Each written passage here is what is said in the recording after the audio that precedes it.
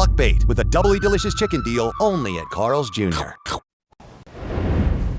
Hey everybody, temperatures were right around their seasonal average up and down I-5.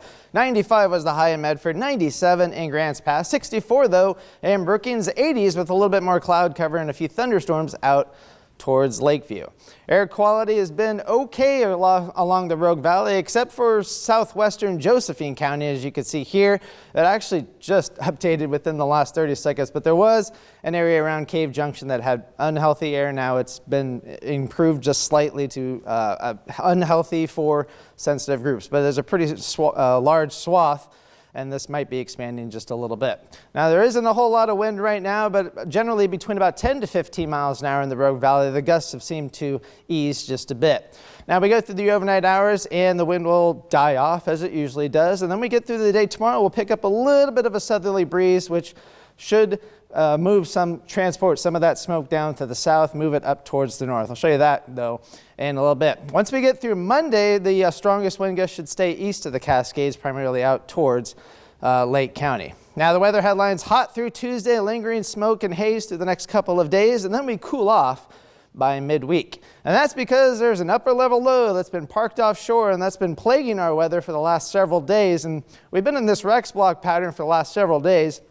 High pressure to the north, low pressure to the south, no movement, or very, very little movement. And there's this system that's actually north of Hawaii. You can see Honolulu down here. And this is actually extending its leg out, so to speak, and kind of kicking that system and giving it the movement needed to finally move into our area.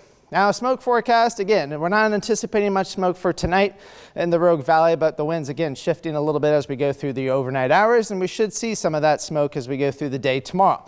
And in fact, some of the smoke, actually the thickest smoke, will actually push into the north of our region and then eventually start sinking its way back down towards the south with shifting winds as we go through Monday. Now, the stormcast you can see for Sunday, the best chance for seeing showers and thunderstorms will be along the Cascades and east of the Cascades, and that'll linger also into Monday. But the interesting thing is when that system gets closer and closer, the moisture is not really going to be in our area. It's actually going to be up to the north and out to the east as well. So we're kind of stuck in this bubble of no rain, at least for the time being. And there is, again, that system down to our southwest, pushing its way up towards the north. Once we get to Tuesday, this could be our windiest day, because as this approaches, it actually increases the high pressure right over us a little bit and increases the wind a little bit. So Wednesday, we'll start cooling off with those temperatures, and then that system pushes up towards the north by Thursday and Friday. Temperatures warm up a little bit, but that should be relatively close to average. And we'll have to keep an eye on this system and see if this affects us early next week. Other models are showing, well, actually here it is, another model showing that this particular system will actually push up farther towards the north. And so this is one of those things that we'll have to see what's going on with that. So temperature forecast, again, temperatures will be baby stepping their way down for the next several days, lowering mostly by the time we get to Thursday, and then coming back up. So Medford, we're looking at a forecast low of 64 tonight, 103 for tomorrow, 77 for Crater Lake. So here's your coastal forecast. Temperatures into the 60s for the next several days. Best chance of showers should be Tuesday night along the coast.